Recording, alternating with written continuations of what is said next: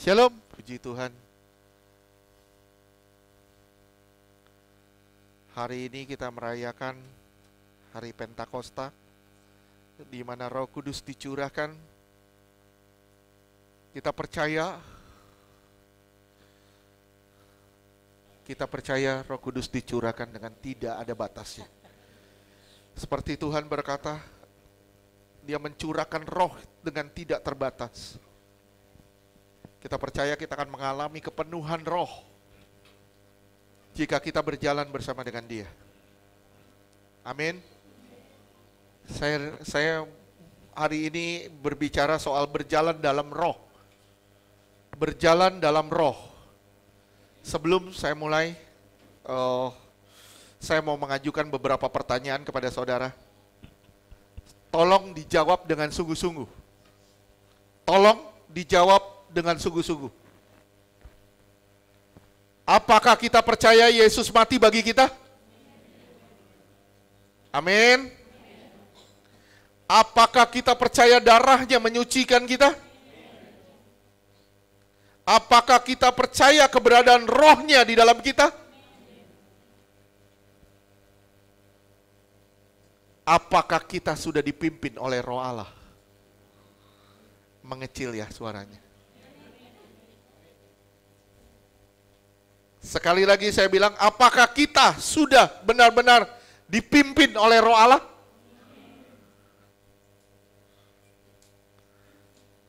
Kalau kita benar-benar percaya Yesus mati bagi kita, kita percaya darahnya menyucikan kita, kita percaya keberadaan rohnya di dalam kita, kita pun harus menyerahkan diri untuk dipimpin oleh rohnya. Permasalahannya di mana? Permasalahannya ketika saya bertanya kepada saudara, apakah saudara anak-anak Allah? Sekarang saudara lihat, Roma 8 ayat 14. Saudara percaya ya kita nih semua anak-anak Allah, oke? Roma 8 ayat 14. Semua orang yang dipimpin roh Allah adalah anak Allah. Orang yang dipimpin oleh roh Allah, baru dia bisa disebut anak Allah. Kalau dia tidak mengalami pimpinan Allah atau menolak dipimpin Allah, dia bukan anak Allah. Anak Allah, anak-anak Allah adalah anak yang dipimpin oleh roh Allah. Yohanes 1 ayat ke-12.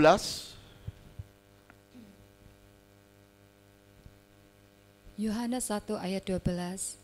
Tetapi semua orang yang menerimanya diberinya kuasa supaya menjadi anak-anak Allah. Diberi kuasa supaya menjadi anak Allah. Saudara sudah menerima Kristus sebagai Tuhan dan Juru Selamat? Saudara punya kuasa. Kuasa di sini terjemahannya exousia, yang artinya otoritas. Saudara punya otoritas untuk menjadi anak Allah. Tapi wewenang atau otoritas. Wewenang atau otoritas untuk menjadi anak Allah. Tapi permasalahannya di mana? Apakah saudara mau dipimpin oleh roh Allah? Karena hanya orang yang dipimpin roh Allah yang berhak menyandang predikat anak Allah.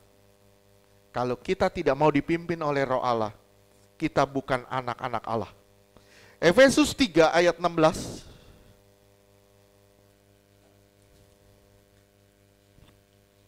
Efesus 3 ayat 16. Aku berdoa supaya ia menurut kekayaan kemuliaannya menguatkan dan meneguhkan kamu oleh rohnya di dalam batinmu. Oleh rohnya di dalam batin. Kita diteguhkan dan dikuatkan.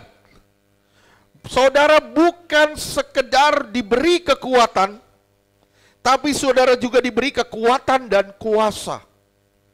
Lihat, strengthen with might by His Spirit in the inner man. Saudara bukan hanya diberi kekuatan, tapi saudara juga diberi kekuatan dan kuasa. Ada kekuatan supranatural di dalam saudara yang membuat saudara tunduk dalam pimpinannya. Itu seharusnya saudara jadi anak Allah. Kalau saudara nggak tunduk pada pimpinannya, saudara belum menjadi anak Allah. Pertanyaan jadi sulit. Pertanyaan jadi sulit. Ketika saya bertanya sekali lagi, apakah kita dipimpin oleh Roh Allah? Dan pertanyaan juga jadi sulit ketika saya bertanya apakah kita benar-benar sudah menjadi anak Allah. Kalau saudara benar-benar sudah menjadi anak Allah, saudara di bawah pimpinan Allah. Dipimpin artinya apa? Dipimpin artinya apa? Dipimpin artinya bergerak ke satu tempat. Dipimpin artinya bergerak ke satu tempat.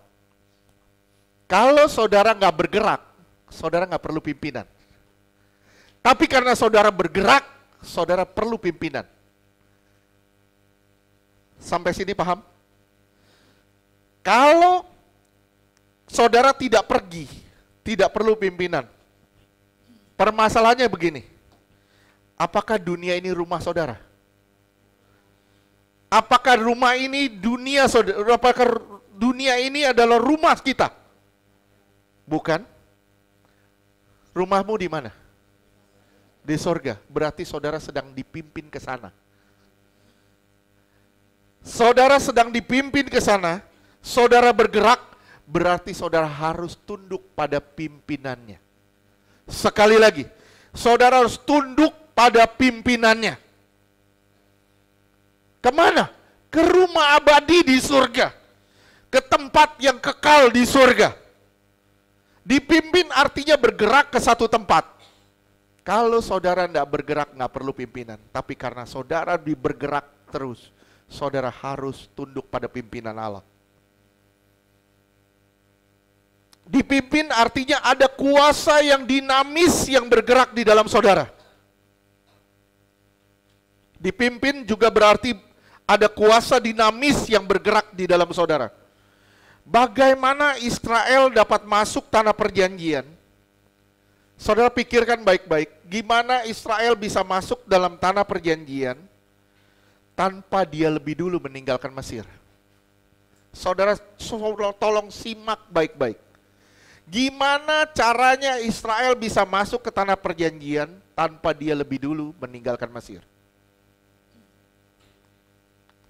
Tolong simak perkataan ini. Gimana caranya saudara masuk ke dalam tanah perjanjian, masuk ke dalam surga, kalau saudara nggak tinggalin hidup saudara yang lama? Gimana caranya saudara bisa tinggalin, bisa masuk ke dalam surga, ke dalam tanah perjanjian, kalau saudara nggak pernah mau meninggalkan cara hidup saudara yang lama? Saudara masih menikmati dosa, saudara masih menikmati kehidupan saudara yang lama. Jangan pernah berkata engkau akan masuk surga.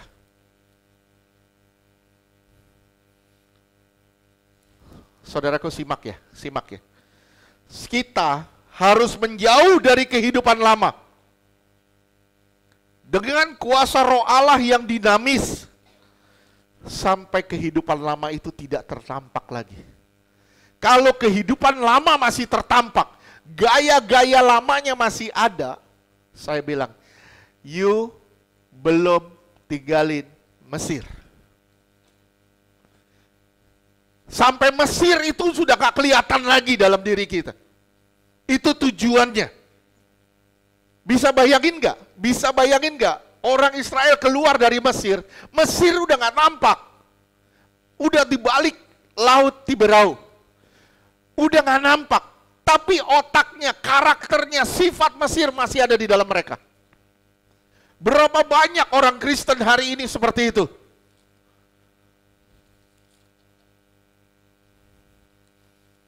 Mereka bilang mereka sudah tinggalin Mesir, tapi tidak sepenuhnya Mesir ditinggalkan. Sifat dan karakter Mesir, kebiasaan-kebiasaan Mesir masih ada di dalam kita. Dan kita berkata, kita mau ke tanah perjanjian, kita mau ke surga. Bagaimana caranya saudara pergi ke surga? Kalau saudara nggak pernah mau melangkah tinggalin Mesir dan menjauh dari Mesir. 1 Petrus 1 ayat 18 dan 19. 1 Petrus 1 ayat 18. Sebab kamu tahu bahwa kamu telah ditebus dari cara hidupmu yang sia-sia. Simak ya, ini bukan sekedar perkataan. Lihat, kamu sudah ditebus dari cara hidupmu yang sia-sia. Kamu sudah ditebus dari cara hidupmu yang sia-sia. Terus? Yang kamu warisi dari nenek moyangmu itu. Ini kebiasaan-kebiasaan masa lalu kita. Kita warisi sampai hari ini. Terus? Bukan dengan barang yang fana. Kita ditebus bukan dengan barang-barang yang fana. Terus? Bukan pula dengan perak atau emas. Bukan dengan barang-barang duniawi. Terus ayat 19. Melainkan dengan darah yang mahal, yaitu darah Kristus, yang sama seperti darah anak domba, yang tak bernoda dan tak bercacat. Lihat ya, kamu sudah ditebus, kamu, saudara dan saya, sudah mengalami penebusan dari cara hidup kita yang sia-sia. Seharusnya kita tidak memiliki gaya hidup yang sia-sia lagi. Saya ulang, ketika saudara menyadari saudara sudah ditebus dari cara hidup yang sia-sia, seharusnya saudara tidak memiliki gaya hidup yang sia-sia lagi. Permasalahannya di mana? Ketika kita masih memiliki gaya hidup yang sia-sia. Badan kita keluar dari Mesir, tapi hati kita masih di Mesir. Apakah saudara benar-benar sudah menjadi anak Allah? Apakah saudara benar-benar sudah dipimpin oleh Roh Allah yang membawa saudara keluar dari Mesir? Simak ya. Kalau dosa masih menetap di dalam dirimu, kalau dosa masih menetap di dalam dirimu, berarti neraka masih ada di dalam dirimu. Saya ulang sekali lagi, jika dosa masih menetap di dalam dirimu dan kau biarkan itu, berarti neraka masih ada di dalam dirimu dan kau biarkan itu. Bukankah ini suatu yang menakutkan buat saudara? Saya tanya sama saudara, neraka menakutkan gak buat saudara? Saya ulang sekali lagi, neraka menakutkan gak buat saudara? Menakutkan? Kenapa banyak orang menikmati neraka? Mengapa banyak orang masih menikmati gaya hidup yang sia-sia? Mengapa banyak orang masih menikmati dosa? Masih gak mau berubah? Mengapa banyak orang masih gak mau dipimpin oleh Roh Allah? Padahal Roh ini membawa saudara ke tempat tujuan. Titus 2 ayat 11 dan 12.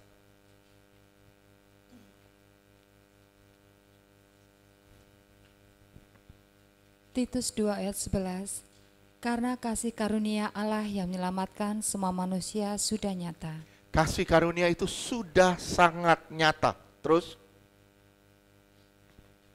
Titus 2 ayat 12. Ia mendidik kita supaya kita meninggalkan kefasikan. Oke, stop dulu. Sekarang saya tanya sama saudara. Saya tanya lagi sama saudara. Saudara sudah mengalami kasih karunia belum? Sudah? Kalau saudara sudah mengalami kasih karunia, berarti saudara bilang hidupku sudah berubah. Kalau masih ada gaya hidup sia-sia yang saudara miliki, berarti kasih karunia itu belum benar-benar nyata di dalam saudara.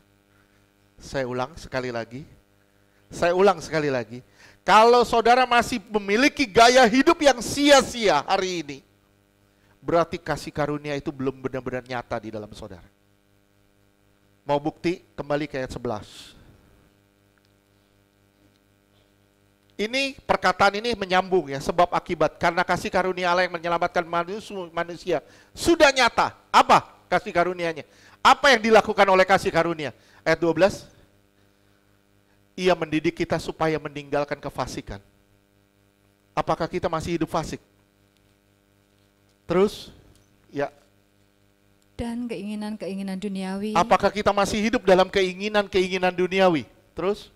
Dan supaya kita hidup bijaksana. Apakah saudara benar-benar bijaksana menggunakan waktu-waktu saudara? Terus? Adil dan beribadah. Apakah saudara benar-benar jadi orang yang adil? Terus? Beribadah. Kita udah bahas mengenai ibadah minggu lalu. Saudara beribadah gak? Beribadah gak? Belum tentu.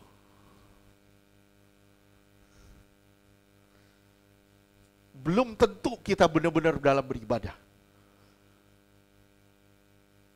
Saya senang sekali kemarin Lina Bukit bikin cuplikan itu ya. Saya bilang, wah ini luar biasa. Ini yang dia buat ini diurapi Tuhan.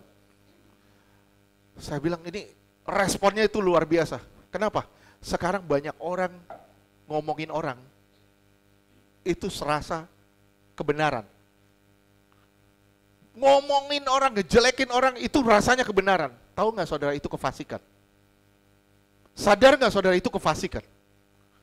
Sadar nggak saudara, saudara bukan beribadah itu. Itu saudara sedang mencemarkan suatu ibadah.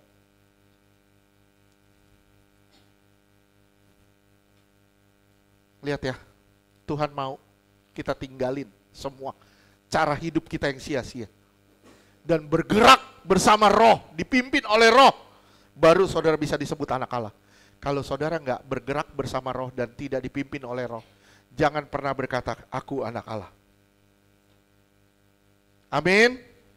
Sekarang kita lihat satu kisah tentang berjalan dalam roh. Yohanes 6 ayat 15-21.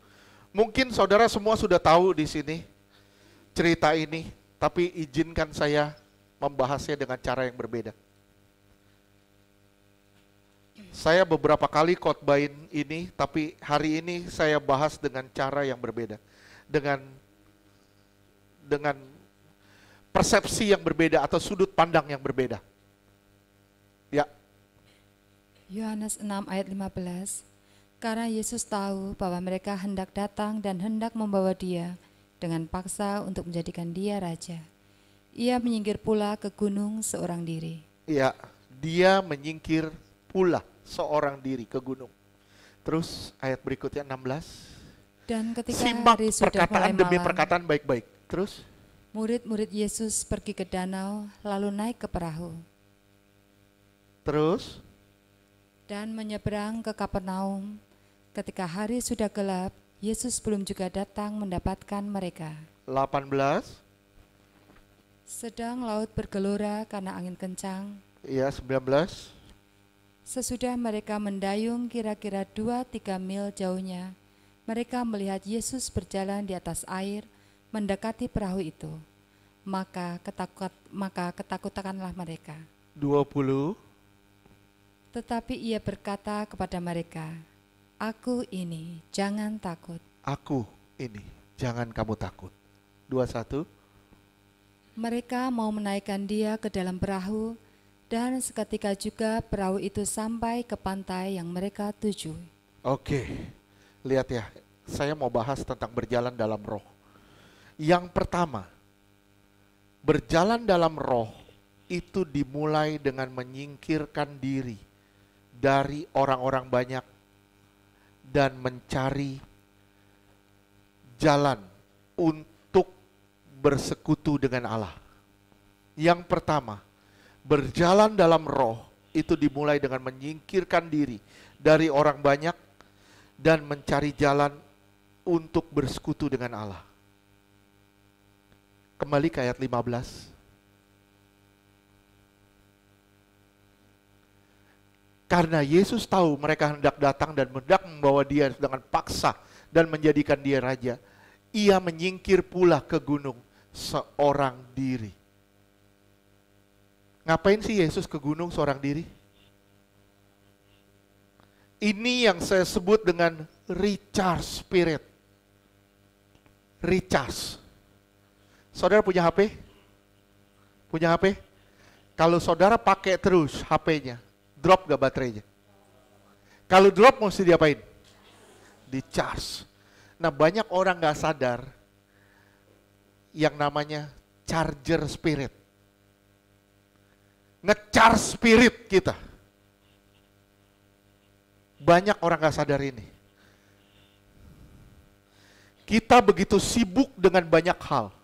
Simak ya. Tolong simak baik-baik.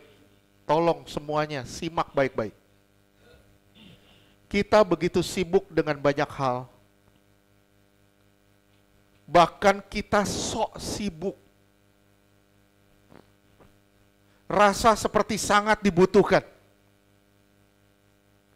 kita banyak waktu yang berkualitas dengan keluarga, dengan istri, dengan anak, dengan saudara-saudara. Pernah nggak saudara pikir untuk mempunyai waktu yang berkualitas dengan Tuhan? Kalau saudara nggak pernah punya waktu berkualitas dengan Tuhan, jangan pernah berkata engkau sedang nge-recharge spirit.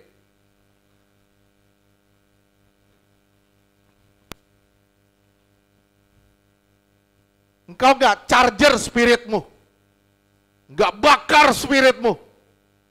Engkau nggak punya waktu yang berkualitas, yang pacaran, sibuk pacaran. Suami istri maunya saling, ayo kita berpunya quality time. Anak, keluarga, kita punya quality time, tapi kita nggak pernah pusing dengan quality time kita sama Tuhan. Saya bilangnya ini masalah fatal. Lihat permulaan pelayanan Yesus. Permulaan pelayanan Yesus. Apa yang Yesus lakukan? Saya tanya, permulaan pelayanan Yesus, apa yang Yesus lakukan? Dia puasa 40 hari. Rame-rame. Sekelompok. Sendirian loh. Dia ngecas spiritnya 40 hari sendirian. Permulaan pelayanan Yesus itu menyendiri dan berdoa berpuasa 40 hari. Matius 4 ayat 1.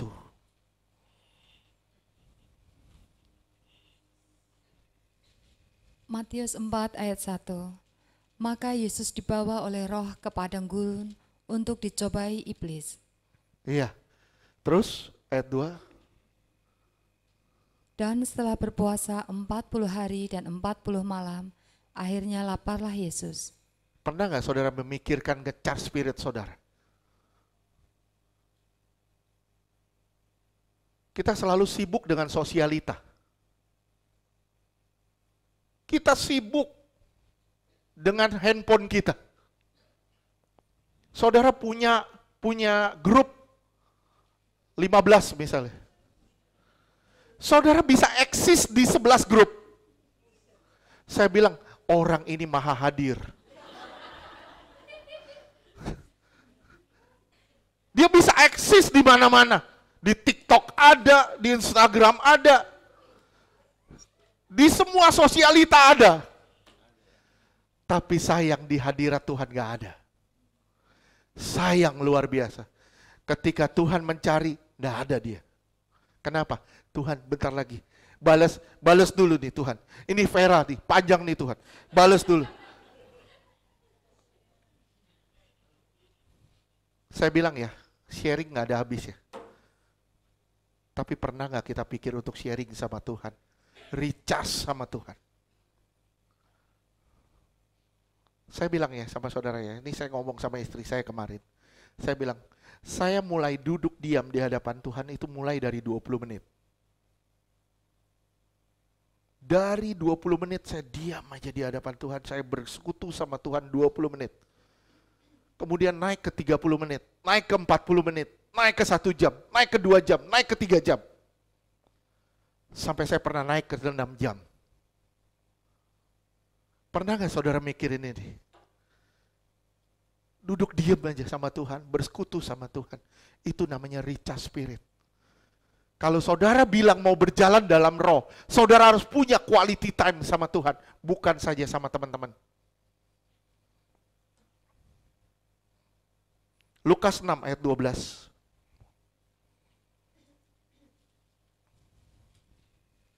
Lukas 6 ayat 12. Pada waktu itu pergilah Yesus ke bukit untuk berdoa, dan semalam-malaman ia berdoa kepada Allah. Lihat ya, semalam-malaman dia berdoa kepada Allah. Semalam-malaman saudara tidur pulas. Semalam-malaman saudara main HP. Semalam-malaman saudara sharing, ngobrol sama orang. Tapi pernah gak saudara semalam-malaman bersekutu sama Tuhan?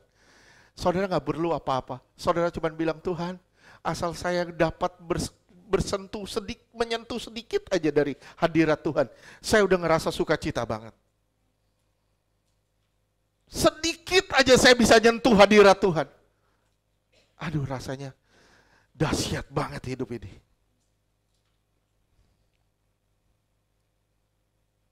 Saya rindu ya, saya punya satu kerinduan. Saudara mulai dari 30 menit dulu. Setiap hari, mulai dari 30 menit saudara naikin terus sampai 1 jam, bahkan lebih. Saudara lihat, kalau saudara mulai sibuk sama teman-teman, saudara mulai perhatikan rohanimu. Semakin kau sibuk sama kawan-kawanmu, rohanimu semakin merosot, percaya deh. Tapi semakin sibuk engkau di hadirat Tuhan, semakin engkau cantik di mata Tuhan. Yesus berdoa sepanjang malam loh. Yuk Matius 14 ayat 23.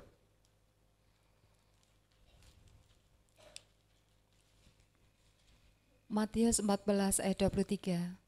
Dan setelah orang banyak itu disuruhnya pulang, Yesus naik ke atas bukit untuk berdoa seorang diri. Ketika hari sudah malam, ia sendirian di situ. Sendirian. Oke, saudara punya suami, punya istri, saudara punya doa khusus. Berdua sama suami, istri, dan anak-anak. Puji Tuhan. Tapi saudara gak boleh lewatin doa pribadi saudara sama Tuhan. Gak bisa itu. Saudara harus miliki quality time saudara sama Tuhan. Mulai dari berapa? 30 menit. Mulailah dari 30 menit. Ngapain Pak 30 menit? Ngapain? Kalau misalnya Bella nanya gitu ke saya, ngapain Pak 30 menit? Saya bilang, Bel, lu ngapain 30 menit sama si Lina Bukit? Ngobrol Pak, asik chatting, asik sharing. Lah kita bisa 30 menit sama Tuhan, itu bisa lebih asik. Bisa jauh lebih asik. Saudara, tanpa saudara sadar, saudara bisa berlinang air mata. Betapa saudara mencintai dia, di situ saatnya saudara mengungkapkan cinta kasih saudara sama Tuhan. Lihat ya, sampai menjelang hari kematian Yesus di Taman Getsemani, apa yang Tuhan bikin?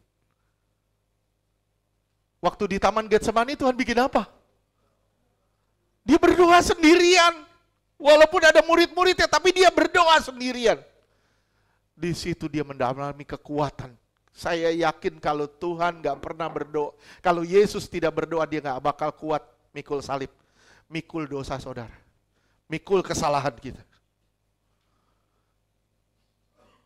Kalau saudara mau kuat di dalam roh, mau kuat benar-benar, saudara recharge spirit, menyendirilah sama Tuhan. Saudara menarik diri dari kebisingan, mendekat dengan Allah. Saya ulang sekali lagi, tarik dirimu dari kebisingan dan dekatlah dengan Allah. Jangan cuman rame di medsos, tapi buat apa kalau saudara gak bikin surga rame? Engkau rame di medsos, tapi engkau gak bikin surga rame. Saya bilang hidupmu sia-sia. Tahu apa yang tadi terjadi tadi? Istri saya bisikin saya, dan saya pun mengalami hal itu. Tahu apa yang terjadi? Itu rame banget suara orang. Sepertinya ada orang-orang lain, ada manusia, ada pihak-pihak lain di tempat ini yang membuat tempat ini sangat gaduh pada saat saudara dan saya menyembah Tuhan.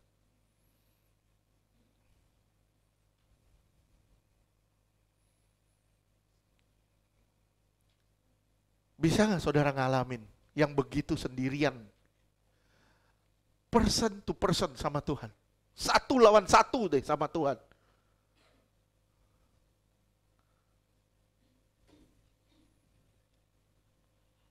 Coba ya, coba. Pagi, HP-mu kau singkirin dulu. Kau singkirin dulu, mulai lipat tangan, mulai bersekutu sama dia. Setiap pagi.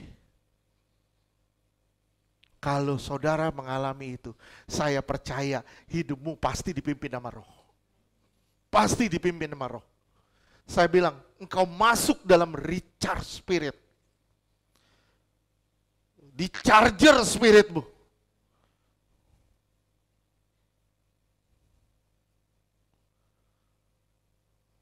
Saya percaya engkau akan mengalami kekuatan setiap hari.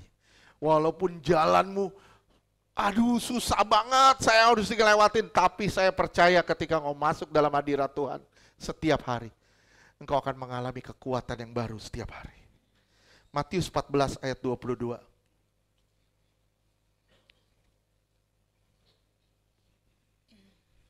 Matius 14 ayat 22.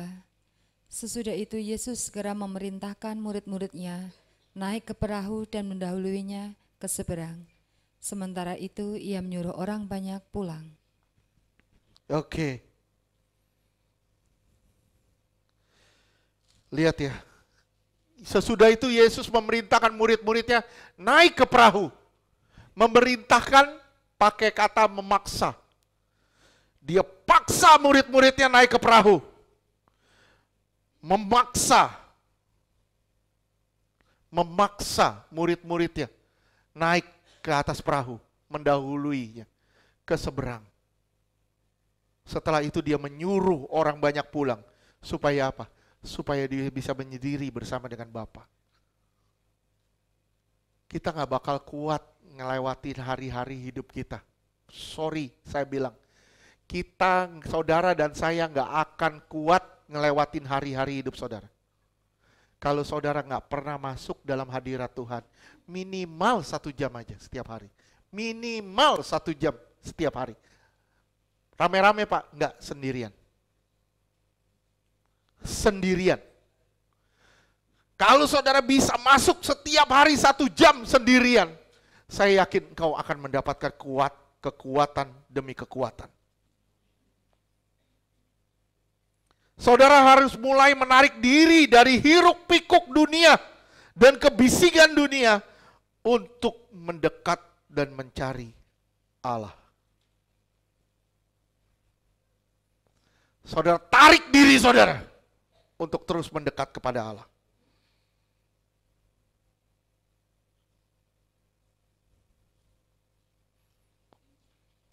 Lihat ya, apa sih alasannya kita berdoa sama Allah?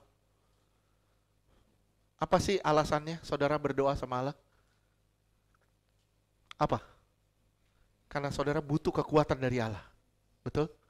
Yang berikutnya, saudara berdoa sama Allah karena saudara percaya Allah itu hidup. Kalau saudara nggak punya keinginan untuk berdoa, sorry, maaf saya bilang, kalau saudara nggak punya keinginan untuk berdoa, berarti engkau nggak percaya Allah itu hidup. Saudara hanya berkata-kata dengan manusia yang hidup. Tapi saudara gak percaya kalau Tuhan itu hidup. Mazmur 135 ayat 15 sampai 17.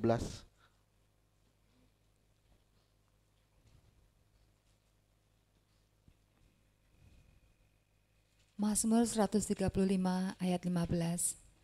Berhala bangsa-bangsa adalah perak dan emas buatan tangan manusia. Lihat, berhala bangsa-bangsa adalah perak dan emas buatan tangan manusia.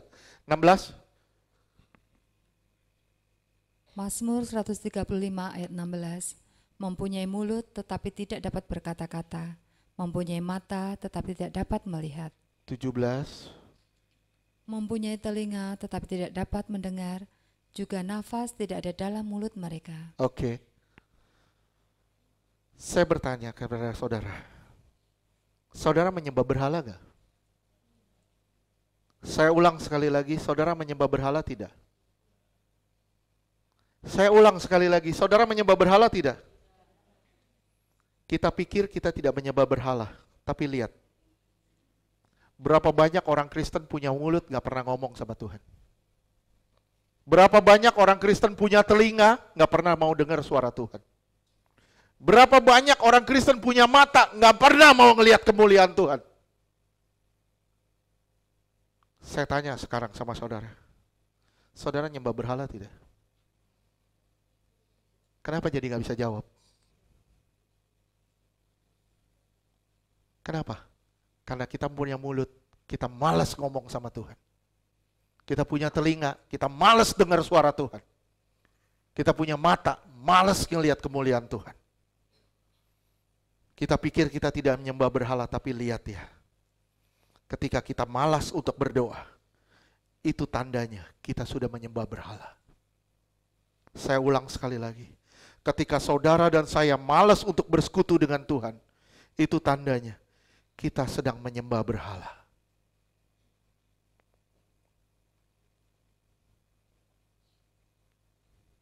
Apa tanda seseorang itu sedang menyembah berhala? Ada yang bisa jawab gak? Kalau ada yang bisa jawab, saya kasih handphone. Benar, tapi nunggu saya terangkat.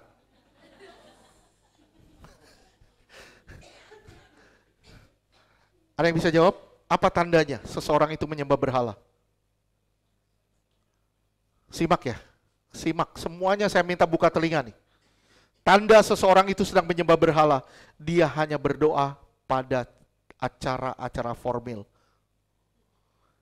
Hanya berdoa pada acara formal.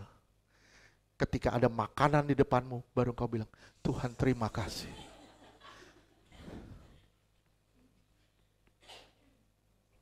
Bu Ida bilang gini, lu makan berdoa, begitu makan tahu nggak berdoa. Begitu makan permen kita nggak berdoa. Kita tidak dipenuhi hidup kita dengan doa. Saya ulang sekali lagi, apa tandanya kita sedang menyembah berhala? Ketika saudara dan saya berdoa hanya pada saat acara formal. Ini yang saya sebut dengan rutinitas. Ketika kita hanya berdoa pada saat pagi, ketika saudara ditunjuk, si ini, misalnya Yeni, ayo pimpin doa. Kita berdoa, dalam nama Yesus. Dalam nama Yesus. Ketika kita berdoa hanya pada saat formal. Sadar nggak saudara, ketika saudara melakukan itu, saudara sedang masuk di dalam berhala. Sedang terlibat dengan penyembahan berhala. Minggu lalu Bella ada nyanyiin satu lagu. Itu salah satu lagu kesukaan saya. Selalu ada di hadiratmu. Aduh, itu luar biasa lagu itu. Luar biasa banget lagu itu.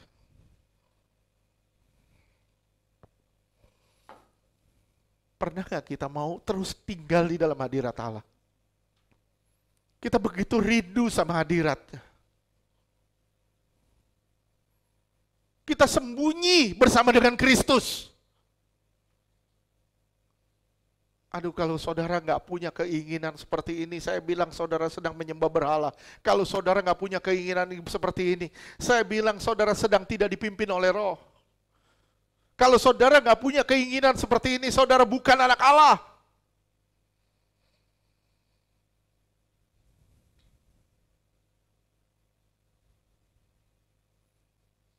Simak ya, simak semua ya. Jika kita tidak membangun keintiman dengan Tuhan hari ini, maka kita sedang menyia-nyiakan kesempatan kemuliaan besar yang Tuhan siapkan buat kita. Kalau saudara tidak mulai membangun keintiman dengan Tuhan hari ini, maka sesungguhnya kita sedang menyia-nyiakan kesempatan kemuliaan besar yang Tuhan siapkan buat kita. Kita sedang sia-siakan dan kita sedang abaikan itu semua. Jika kita tidak berdoa dengan Allah, maka society atau masyarakat akan menyeret kita ke neraka.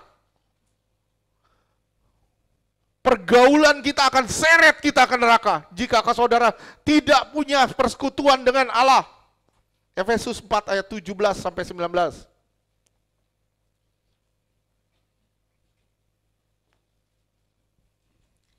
Efesus 4 ayat 17. Sebab itu kukatakan dan kutegaskan ini kepadamu di dalam Tuhan. Jangan hidup lagi sama seperti orang-orang yang tidak mengenal Allah dengan pikirannya yang sia-sia. Jangan hidup seperti orang yang tidak mengenal Allah, yang pikirannya sia-sia. Terus 18. Dan pengertiannya yang gelap jauh dari hidup persekutuan dengan Allah. Jauh dari persekutuan dengan Allah. Terus karena kebodohan yang ada di dalam mereka dan karena kedegilan hati mereka. 19. Perasaan mereka telah tumpul sehingga mereka menyerahkan diri kepada hawa nafsu. Kalau saudara nggak punya persekutuan, saudara akan hidup dalam hawa nafsu. Benar.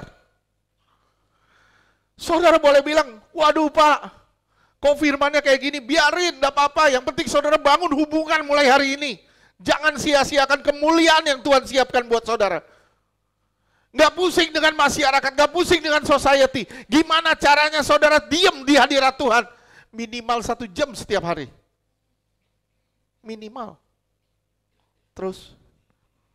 Jangan, saudara akan serahkan diri kepada hawa nafsu. Dan mengerjakan dengan serakah segala kecemaran. Kita nggak pusing dengan yang namanya kekudusan. Yang kita pusing gimana caranya kebutuhanku, keinginanku, hawa nafsuku itu terpenuhi.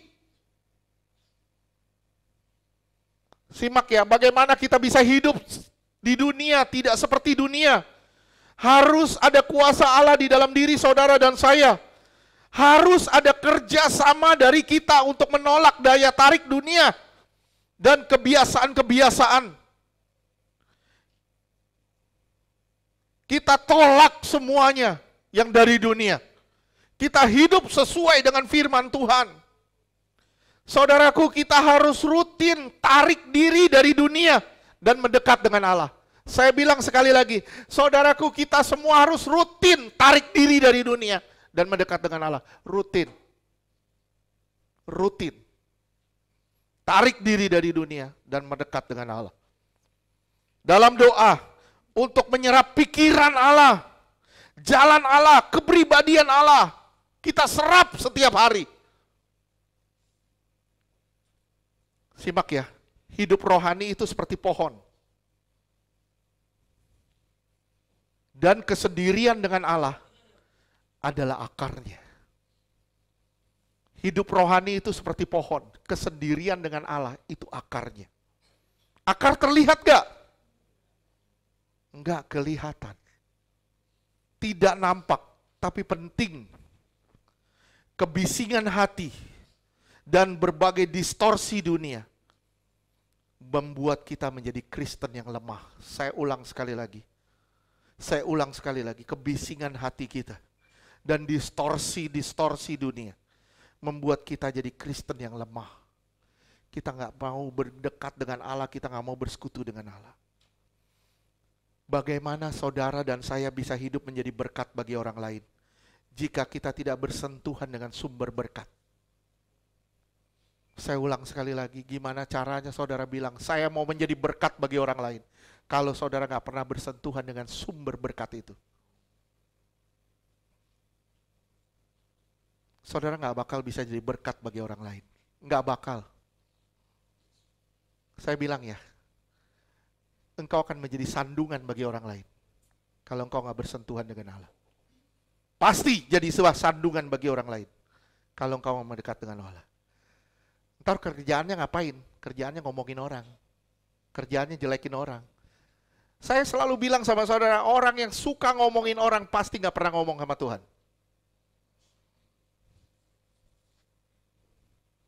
Tambah saudara ngomong sama Tuhan, tambah males engkau ngomongin orang.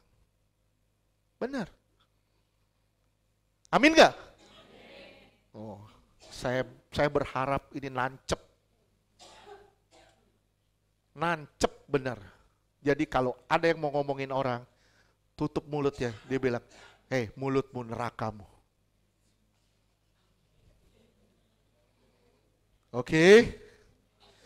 Yang pertama, berjalan dalam roh itu dimulai dengan menyingkir dari orang banyak. Yang kedua, berjalan dalam roh itu tidak luput dari namanya ujian. Saya ulang, berjalan dalam roh itu tidak luput dari yang namanya ujian. Mazmur 34 ayat ke-20.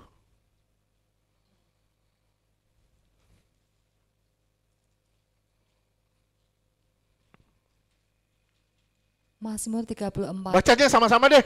Baca sama-sama. 3, 2, 1.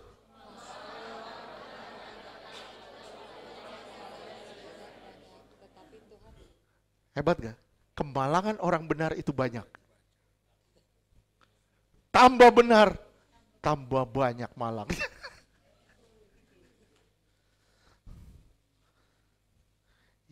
Apa yang Yesus suruh kepada murid-murid? Matius 14 ayat 22 dan 24. Yesus suruh apa kepada murid-murid?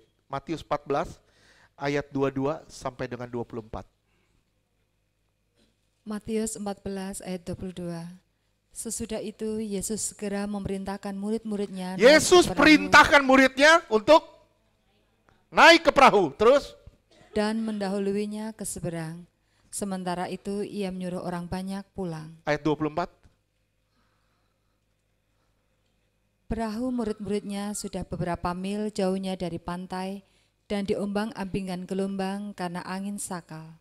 Lihat, Yesus suruh naik ke perahu. Perahunya diombang-ambingkan oleh angin sakal. Saya bilang berjalan dalam roh itu tidak luput dari ujian. Waduh Pak, tambah dekat Tuhan, tambah banyak masalah. Itu benar. Lu dekat Tuhan, tambah banyak masalah. Itu benar. Kalau dekat Tuhan, tambah tidak bermasalah. Diragukan. Tambah dekat Tuhan, tambah banyak gonjang-ganjingnya.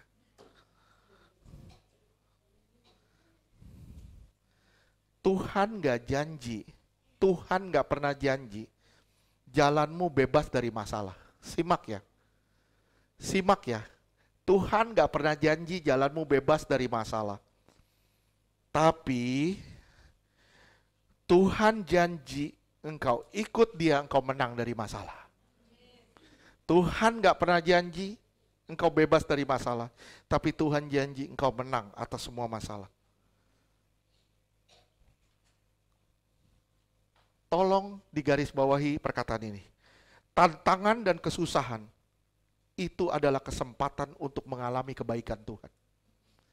Berbagai tantangan dan masalah yang saudara hadapi, itu adalah kesempatan untuk mengalami kebaikan Tuhan. Kita lihat di Markus 6 ayat 51-52.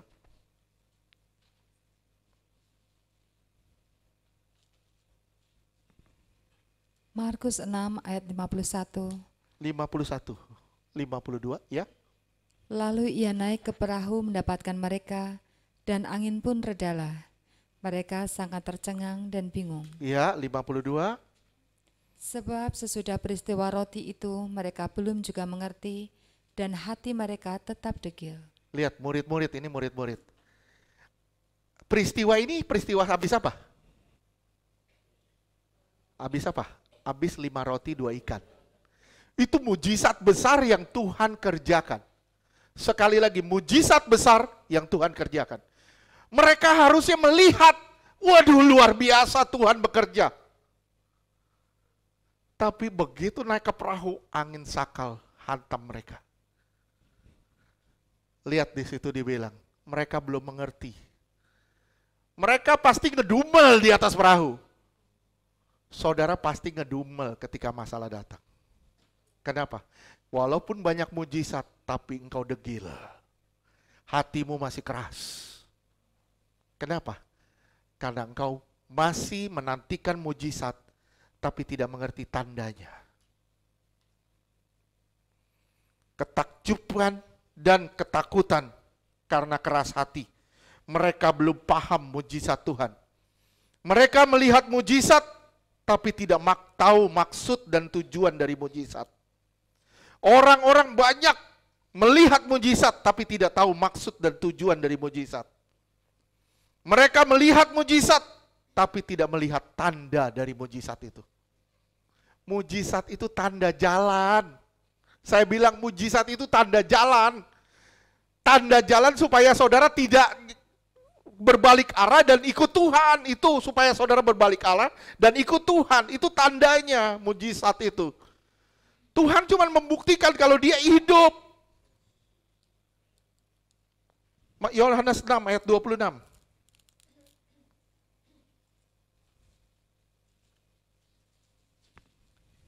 Yohanes 6 ayat 26. Yesus menjawab mereka, "Aku berkata kepadamu, sesungguhnya kamu mencari aku, bukan karena kamu telah melihat tanda-tanda, melainkan karena kamu telah makan roti itu dan kamu kenyang." Kamu cari Tuhan karena mujizat, tapi kamu nggak ngelihat tandanya. Seharusnya mujizat itu adalah tanda supaya kamu berbalik ke Tuhan. Tolong disimak, tolong disimak. Kita semua di sini pingin mujizat gak? Saya ulang sekali lagi, kita semua di sini pengen ngalamin mujizat gak? Tapi mau gak saudara mau masuk di dalam satu kondisi yang sangat membutuhkan mujizat? Kita semua pengen mujizat gak? Mau? Mau gak kita masuk di dalam satu kondisi yang sangat membutuhkan mujizat? Waduh, gak mudah loh. Kita percaya Yesus hidup, kita percaya kuasanya tidak ada taranya. Mau nggak saudara masuk dalam situasi di mana saudara sangat membutuhkan mujizat itu? Bisa nangis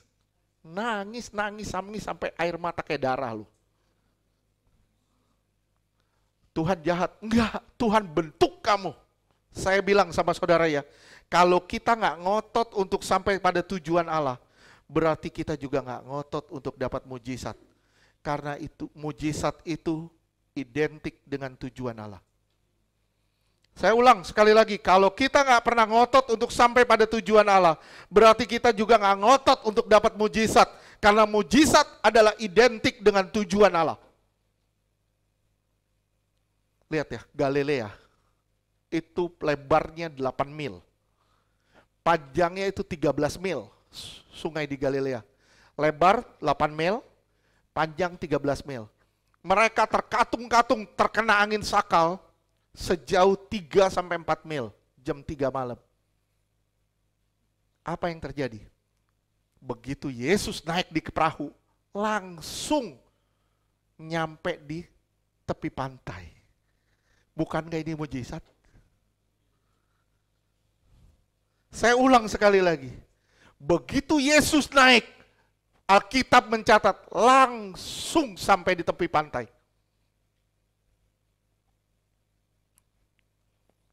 Kenapa kita sering terkatung-katung? Karena kita nggak mau Yesus naik ke perahu kita. Karena kita selalu pakai otak kita. Kita selalu pakai otot kita. Menyelesaikan masalah dengan cara kita. Tapi nggak pernah dengan cara Tuhan.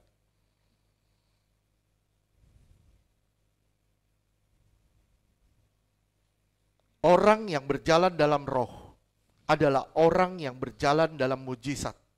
Karena berjalan bersama dengan Tuhan yang adikodrati. Saya ulang sekali lagi, orang yang berjalan dalam roh adalah orang yang berjalan dalam mujizat karena berjalan bersama dengan Tuhan yang adikodrati.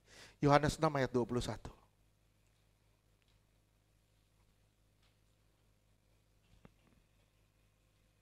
Yohanes 6 ayat 21. Mereka mau menaikkan Jadi dia Yesus ke di dalam jalan perahu. di atas air ya. Yesus naik ke dalam perahu, terus Dan seketika juga perahu itu sampai ke pantai yang mereka tuju. tiba-tiba perahu yang sejauh 3-4 mil langsung sampai di pantai. Bukankah ini suatu mujizat?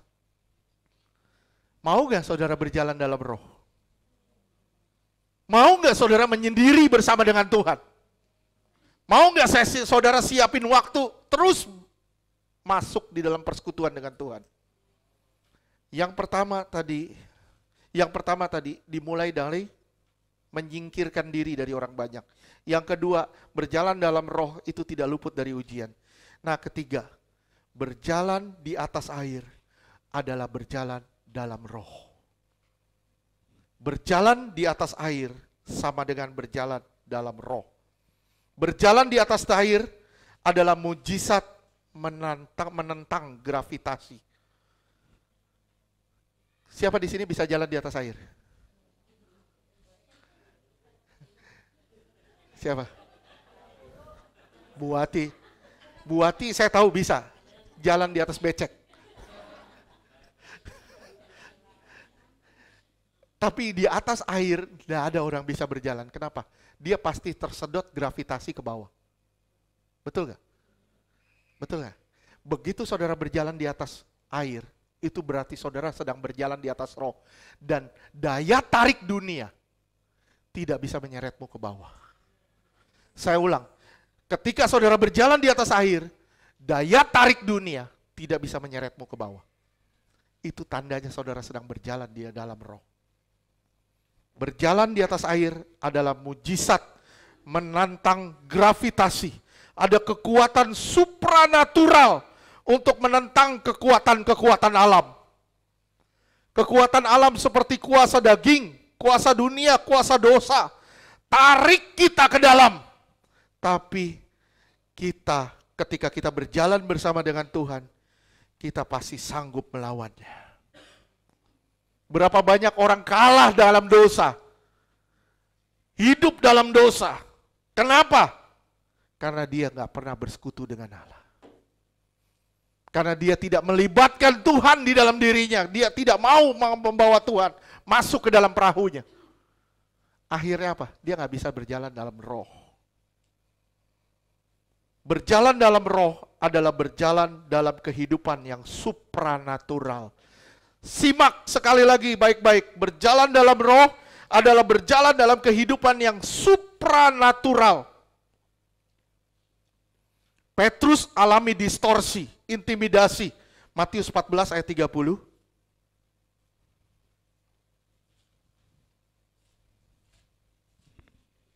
Matius 14 ayat 30.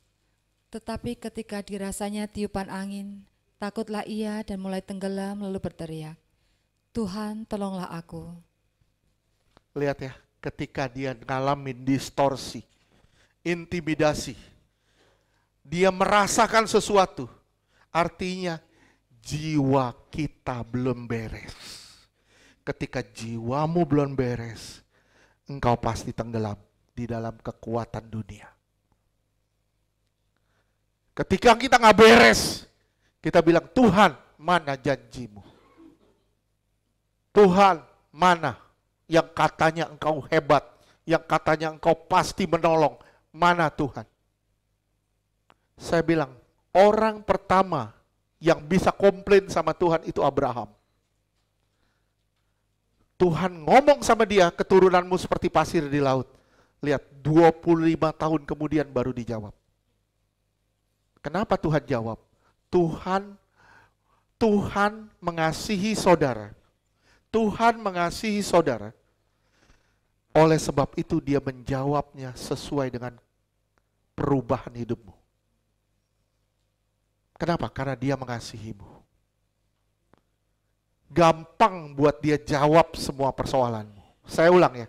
Gampang buat dia jawab persoalanmu. Tapi sulit untuk membentukmu. Kalau engkau izinkan dia membentukmu, pasti engkau berjalan dalam mujizat demi mujizat.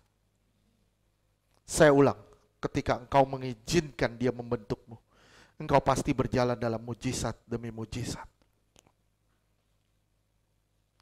Kita bisa sakit bertahun-tahun, gak sembuh-sembuh. Kita bisa ngalamin masalah satu gak sembuh-sembuh. Masalah keuangan yang morat-marit, gak beres-beres. Kenapa? Karena sebenarnya bukan keuangan kita yang morat-marit. Bukan kesehatan kita yang morat-marit. Tapi jiwa kita yang morat-marit. Hidup kita yang masih morat-marit. Gak beres hidup kita. Itu Tuhan bentuk kita sedemikian rupa. Kenapa? Karena dia cinta engkau. Dia gak mau engkau terhilang.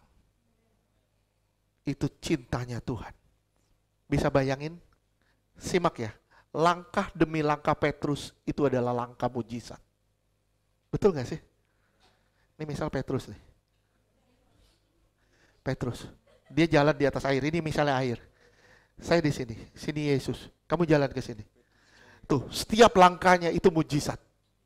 Kenapa? Karena dia bisa menentang gravitasi. Udah duduk aja. Thank you. Dia bisa melawan gravitasi. Ketika saudara bisa berjalan bersama Tuhan, mata saudara melihat Tuhan. Lihat betapa hebatnya karya Tuhan dalam hidupmu. Engkau tidak tertarik ke bawah, tapi engkau bisa berjalan di atasnya. Engkau kalahkan semua hawa nafsu kedaginganmu. Engkau kalahkan semua dosa-dosa. Langkah demi langkah Petrus adalah langkah mujizat. Langkah demi langkah kita adalah berjalan dalam roh. Artinya langkah demi langkah kita adalah langkah mujizat. Kalau saudara terus berjalan dalam roh, saudara akan berjalan dalam mujizat demi mujizat. Mau gak saudara berjalan dalam roh? Matius 14 ayat 27 sampai 29.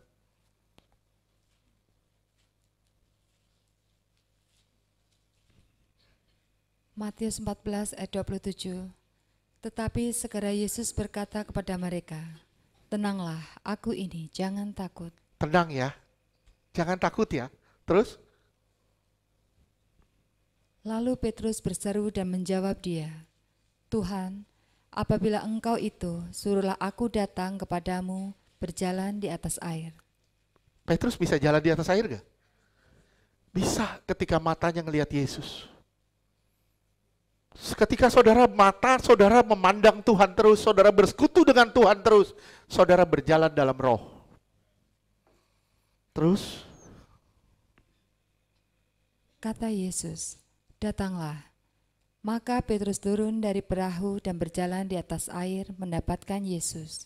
Lihat ya, betapa heran hidup kita ketika kita berjalan dalam roh. Saudara dengar banyak kesaksian dari orang-orang kiri kanan.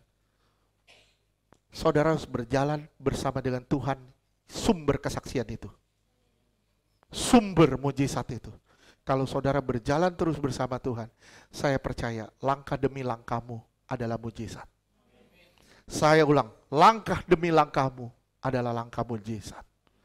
Engkau akan melangkah dalam kebenaran demi kebenaran, dan engkau akan berkata tidak pada semua dosa.